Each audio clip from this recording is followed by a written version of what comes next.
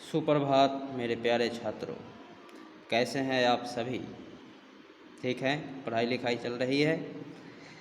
देखिए, आज इस वीडियो में मैं बात करूंगा क्लास 10 हिंदी क्षितिज और गद्य भाग का पहला अध्याय।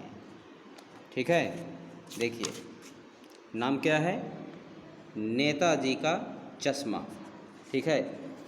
और इसके पहले हम लोग इसके लेखक के बारे में ज़रा लेखक परिचय जान लें। देखिए, नाम है स्वयं प्रकाश। क्या नाम है इनके इस अध्याय के लेखक का? स्वयं प्रकाश। ठीक है?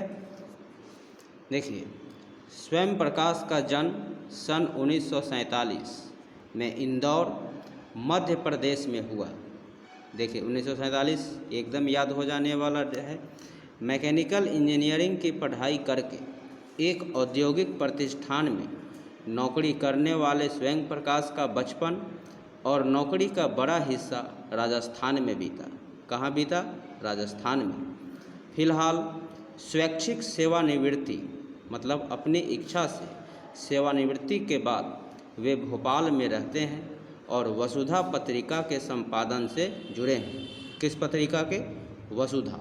याद रखिएगा, वस्तुनिष्ठ प्रश्न के लिए काम आएगा। 8वें दशक में उभरे स्वयं प्रकाश आज समकालीन कहानी के महत्वपूर्ण हस्ताक्षर हैं। उनके 13 कहानी संग्रह प्रकाशित हो चुके हैं। कितने? 13, जिनमें सूरज कब निकलेगा, आएंगे अच्छे दिन भी, आदमी जात का आदमी और संधान उल्लेखनीय है।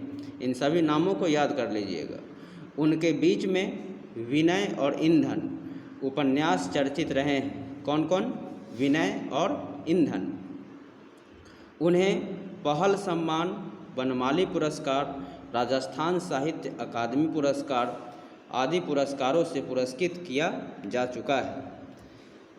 मध्यम वर्गीय जीवन के कुशल चितेरे स्वयं प्रकाश की कहानियों में वर्ग शोषण के विरुद्ध चेतना है, तो हमारे सामाजिक जीवन में जाति, संप्रदाय और लिंग के आधार पर हो रहे भेदभाव के खिलाफ प्रतिकार का स्वर भी है।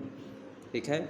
रोचक किस्सा गोई शैली में लिखी गई, मतलब किसी भी किस्सा को रोचक बनाने की इनमें अद्भुत कला थी। रोचक किस्सा गोई शैली में लिखी गई उनकी कहानियाँ हिंदी की वाचिक परंपरा को समृद्ध करती हैं।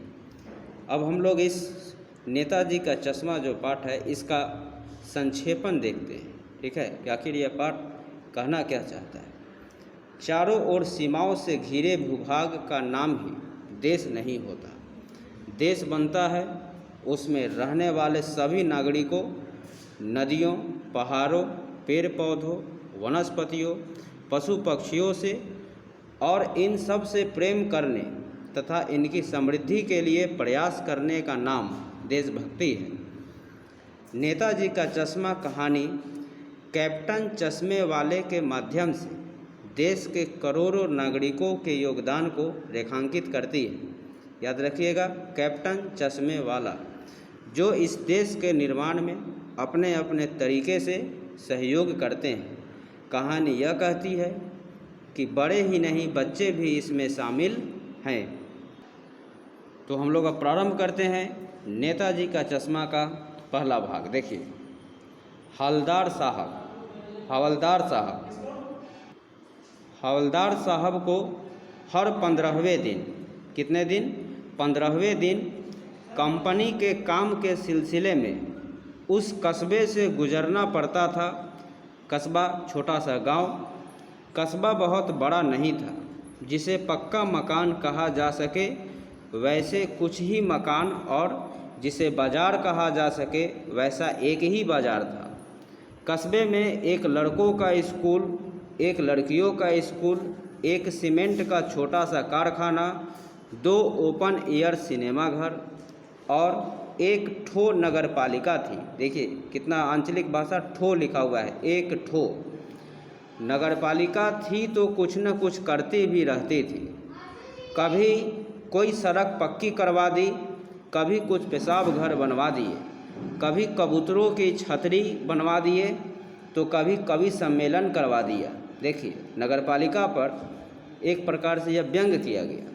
इसी नगरपालिका के किसी उत्साही बोर्ड या प्रशासनिक अधिकारी ने एक बार शहर के मुख्य बाजार के मुख्य चौराहे पर नेताजी सुभाष चंद्र बोस की एक संगमरमर की प्रतिमा लगवा दी। किनकी? सुभाष चंद्र बोस की। यह कहानी उसी प्रतिमा के बारे में है, बल्कि उसके भी एक छोटे से हिस्से के बारे में। ठीक है, पूरी बात तो अब पता नहीं, लेकिन लगता है कि देश के अच्छे मूर्तिकारों की जानकारी नहीं होने और अच्छी मूर्ति की लागत अनुमान और उपलब्ध बजट से कहीं बहुत ज़्यादा होने के कारण काफ़ी समय ऊहापोह और चिट्ठी पत्री में बर्बाद हुआ। ऊहापोह मतलब समझे, क्या करे और क्या न करे की स्थिति, असमंजस की स्थिति, और चिट्ठी पत्री में बर्बाद हुआ होगा।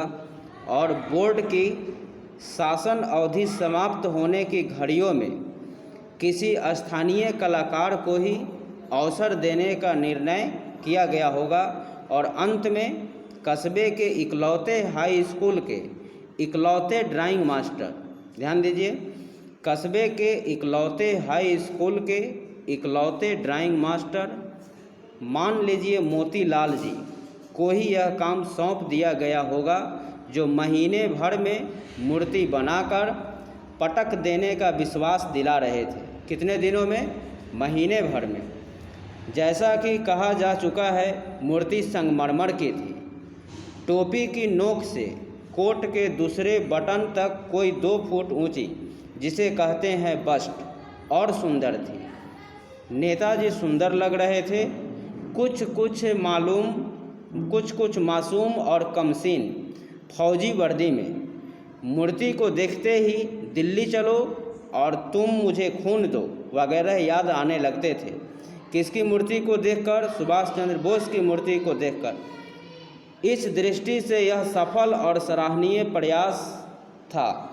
केवल एक चीज़ की कसर थी जो देखते ही खटकती थी।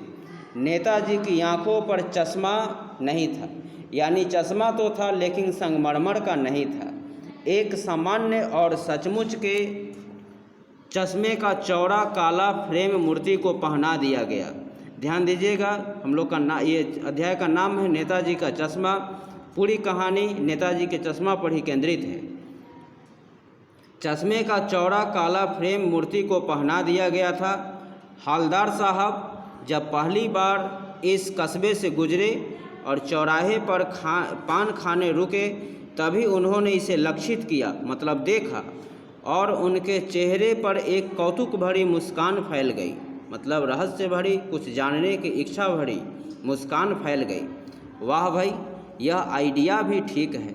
मूर्ति पत्थर की लेकिन चश्मा रियल, मतलब चश्मा वास्तविक। इस कहानी को हम लोग नेक्स्ट वीडियो में आगे बढ़ाएंगे। आप लोग जितना बताया हूँ उतना पहले ध्यान से वीडियो पॉज करके देखिएगा। मिलते हैं नेक्स्ट वीडियो में।